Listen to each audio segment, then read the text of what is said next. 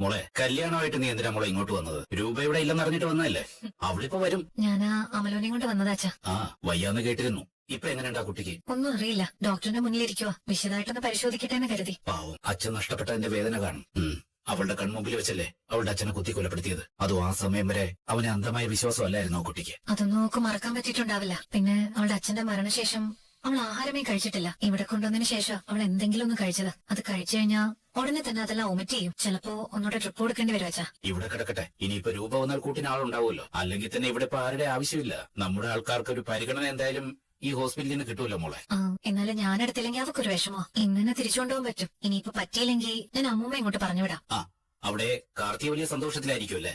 ഒരുത്തനിങ്ങനെ പുറത്തുള്ളോണ്ടേ അവിടെ അത്ര സന്തോഷമൊന്നും ഇല്ലച്ചാ. മോളെ, ആ ദിലീപിനോടൊന്ന് സൂക്ഷിക്കാൻ പറയണേ. ഞാനിടയ്ക്ക് ആ പയ്യനൊന്ന് വിളിച്ചായിരുന്നു. എന്നിട്ട് കാര്യമൊക്കെ പറഞ്ഞിട്ടുണ്ട്. എല്ലാരും വിളിക്കുന്നുണ്ട്. കിരണേട്ടനും അച്ഛനും ഒക്കെ കല്യാണത്തിനിടയിലും അവന്റെ പിന്നാലെ തന്നെ ഉണ്ട്. സംശയം തോന്നുന്നവരെ കുറിച്ചെല്ലാം അവര് പോലീസിനെ അറിയിക്കുന്നുണ്ട്. എന്തായാലും കല്യാണത്തിന് ഞാനങ്ങ് ആരോഗ്യം പൂർണ്ണമായിട്ട് വന്നാൽ മതി അച്ഛാ.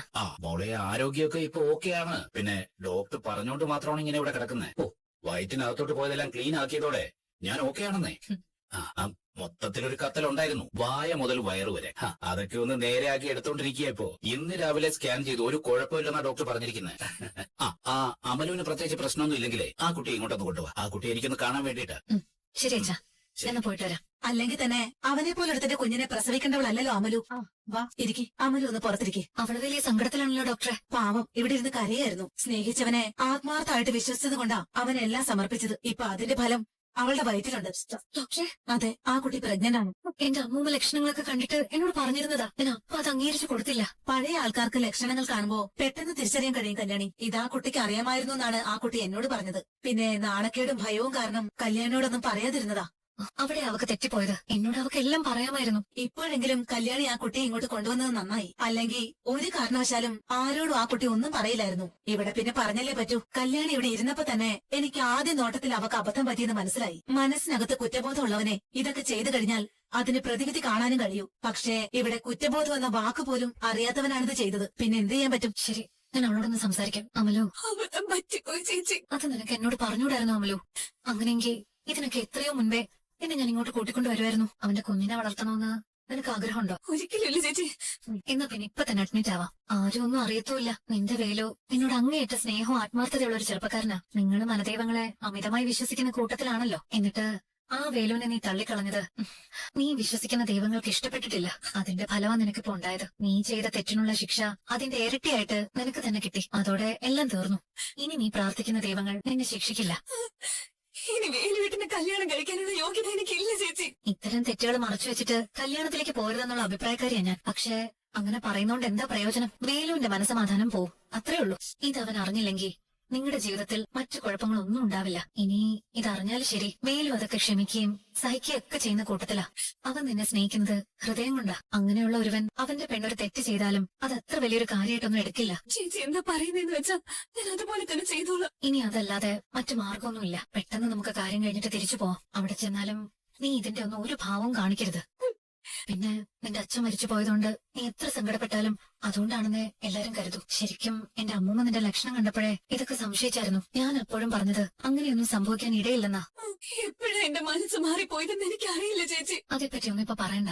നാട്ടിൽ നിന്ന് വന്ന ഒരാളെ കണ്ടപ്പോ അവൻ വിദ്യാസമ്പന്നനാണെന്ന് നീ കരുതി. അവനെ പരിചയിക്കുകയും കൂടി ചെയ്തപ്പോ കൂടുതൽ നിങ്ങളുടെ മനസ്സുകൾ തമ്മിൽ അടുത്തു. ഇവിടെ തെറ്റെയ്തത് നീ മാത്രമല്ല, നിന്റെ വീട്ടുകാർക്കും അതിനകത്ത് തുല്യ പങ്കുണ്ട്. നിന്റെ അച്ഛനും അമ്മയും കുറച്ചും കൂടെയൊക്കെ കാര്യങ്ങൾ ശ്രദ്ധിക്കണമായിരുന്നു. അവനെ പരിചരിക്കാൻ നിന്നോട് പറഞ്ഞ സമയത്ത് അത് വേലുവിനോട് പറയണമായിരുന്നു. പിന്നെ ഇത് ഒരുമാതിരിപ്പെട്ട പെൺകുട്ടികൾക്കൊക്കെ സംഭവിക്കാൻ സാധ്യതയുള്ള ഒരു കാര്യമാ. അതിൽ നിന്നെ ഒരിക്കലും ഞാൻ പഴിക്കില്ല. നീ തെറ്റുകാരിയാണെന്ന രീതിയിൽ കാണത്തുമില്ല. അതുകൊണ്ട് ഞാൻ ഡോക്ടറോട് കാര്യങ്ങൾ പറയാം. നീ ഇപ്പൊ ഇവിടെ ഇരിക്കെ. കല്യാണി അമലുവിനെ കൊണ്ട് ഹോസ്പിറ്റലിൽ പോയിരിക്കാണല്ലോ. എന്തായോ എന്തോ പറ കല്യാണി, എന്തായി? ഇവിടെ കുറച്ച് കുഴപ്പങ്ങളുണ്ട്. ഞാൻ ഡോക്ടറോട് കാര്യങ്ങളൊക്കെ പറഞ്ഞിട്ടുണ്ട്. കിരണേട്ടനും കൂടെ ഒന്ന് വിളിച്ചേക്കണം. അതുപോലെ തന്നെ ഞാൻ ഈ പറയുന്ന കാര്യങ്ങൾ ഒരു കാരണവശാലും മേലും അറിയരുത്. എന്താ കല്യാണി, നീ കാര്യം പറ. വേറൊന്നുമല്ല കിരണേട്ടാ, അവൻ അമലുവിനെ പ്രണയിച്ച് പറ്റിക്കുക മാത്രമല്ല ചെയ്തത്. പോകുന്നതിന് മുമ്പ് അവൻ എല്ലാ അർത്ഥത്തിലും അമലുവിനെ തകർത്ത് കളഞ്ഞു. അവള് പ്രഗ്നന്റ് ആണോ?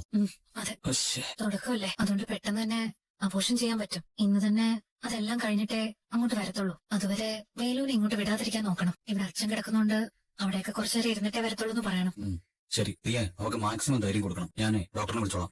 ശരി കിരണേട്ടാ. അമലുവിന് അബദ്ധം പറ്റില്ലേ? ഓള് ഛർദ്ദിക്കാതെ കണ്ടപ്പോഴേ എനിക്ക് തോന്നിയിട്ടുണ്ടായിരുന്നു.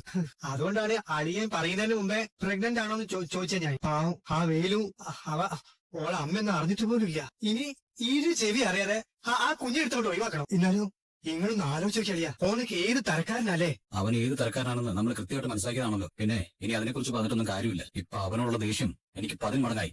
അതുപോലെ തന്നെ അവനെ കൊല്ലാത്തുള്ള നിരാശയും കൂടി. ഇവനൊക്കെ ഇനി ഒരു നിമിഷം പോലും ജീവിച്ചിരിക്കാൻ പാടില്ല. കാർത്തിക് പോലും പറഞ്ഞിട്ടുണ്ട് പെൺവിഷയത്തിൽ അവൻ കുഴപ്പക്കാരനല്ലെന്ന്. പക്ഷെ ഇവിടെ അവൻ ആ ധാരണ തെറ്റിച്ചു. അളിയ ഓന് കാറ്റ് പിടിച്ചിക്കണമെങ്കിൽ അമലുവിനെ കയ്യിലെടുത്തേ പറ്റേണ്ടായിരുന്നുള്ളൂ. അതോ ഭംഗിയായി ചെയ്ത്. പിന്നെ ഓന്റെ കാര്യങ്ങളൊക്കെ നോക്കി ശുശ്രൂഷിച്ചിരുന്ന സമയത്ത് എന്തൊക്കെ പറഞ്ഞാലും ഓനൊരാണല്ലേ. സാഹചര്യം ഒത്തു വന്നപ്പോ ഓന്റെ ഉള്ളിലുള്ള മൃഗം പുറത്തു വന്ന്. ഇനിയിപ്പോ പറഞ്ഞിട്ടെന്ത് കാര്യം? ഓളെ ജീവന് തുല്യം സ്നേഹിക്കുന്ന ഒരുത്തെ അടുത്തുണ്ടായിട്ടു അത് കാണാതെ പോയതാണ് ഓളെ ഏറ്റവും വലിയ തെറ്റ്. പേര് ഒരു കാരണവശാലും ഇതറിയാൻ പാടില്ല. അവനൊരു പാവം പിടിച്ച പയ്യനാ. എന്തൊക്കെ പറഞ്ഞാലുവേ നമ്മൾ സ്റ്റൗവിലൊക്കെ ഉണ്ടാക്കുന്നതിനേക്കാളും നല്ലതേ വിറകിലുണ്ടാക്കുന്ന ഭക്ഷണം തന്നെയാ. കാട്ടിൽ ഞങ്ങൾ വിറകൊണ്ടാണല്ലോ ജീവിക്കുന്നത്. അവിടെ സ്റ്റൗ ഒന്നും ഇല്ലല്ലോ. രാവിലെ ഇറങ്ങും വിറകെടുക്കാൻ. എന്താ പറയട്ടാ, ഇതൊക്കെ ഇവനെ കൊണ്ടാണ് ചെയ്യിപ്പിക്കുന്നത്. അയ്യോ സാറേ, ഞാൻ ചെയ്യിച്ചതല്ല, അവൻ തന്നെ ചെയ്യുന്നതാ. അല്ല സാറേ, എന്തെങ്കിലുമൊക്കെ പണി ചെയ്യാനല്ലേ ഞാൻ വന്നത്. കുറച്ച് വിറക് വെട്ടി കീറണം. അതോടൊപ്പം ഒരുത്തരുണ്ടല്ലോ, അവനെ കാണുകയാണെങ്കിൽ അവനെ വെട്ടി കീറണം. അതിനുവേണ്ടി തന്നെ ഞാൻ വന്നിരിക്കുന്നത്. അല്ല സാറേ, എന്റെ പെണ്ണിന് എങ്ങനെയുണ്ട്? വല്ല കുഴപ്പമുണ്ടോ? ഏയ് ഒരു കുഴപ്പമില്ലടാ. വരൂ, നീ ഒന്ന് വന്നേ. എന്താ സാറേ, കാര്യമായിട്ട് എന്തെങ്കിലും ഉണ്ടോ? അവളാണെങ്കിൽ ആകെ മരിച്ച മറ്റില്ല ഉള്ളത്. ഏയ് കുഴപ്പമൊന്നുമില്ല, നീ വാ. എന്താ സാറേ, ഒന്ന് പറ സാറേ. എടാ, അവളവിടെ അച്ഛൻ മരിച്ച ശേഷം ഒന്നും കഴിച്ചിട്ടില്ലായിരുന്നല്ലോ. അത് കാരണം വയറിനകത്ത് ചെറിയ പ്രശ്നങ്ങളുണ്ട്. ഗ്യാസൊക്കെ കയറി ഒരു വല്ലാത്ത അവസ്ഥയിലായിരുന്നു. പിന്നെ അവളുടെ വയറൊക്കെ ഒന്ന് വൃത്തിയാക്കിയിട്ട് ട്രിപ്പിട്ട് അവിടെ കിടത്തിയിരിക്കുക. അയ്യോ, അപ്പൊ കുഴപ്പമാണോ? ഏയ് കുഴപ്പമൊന്നുമില്ലടാ. ഇതിന് കഴിയുമ്പോ അവളിങ്ങ് വരും. കല്യാണി ഇപ്പോ അവിടെ കൂട്ടിരിപ്പുണ്ട്. അയ്യോ, അതെന്തിനാ ഇത്രയും തിരക്കുള്ളപ്പോ സാറിനെ അവിടെ ഇരുത്തിയിരിക്കുന്നത്? ഞാൻ പോയി കൂട്ടിരിക്കായിരുന്നല്ലോ.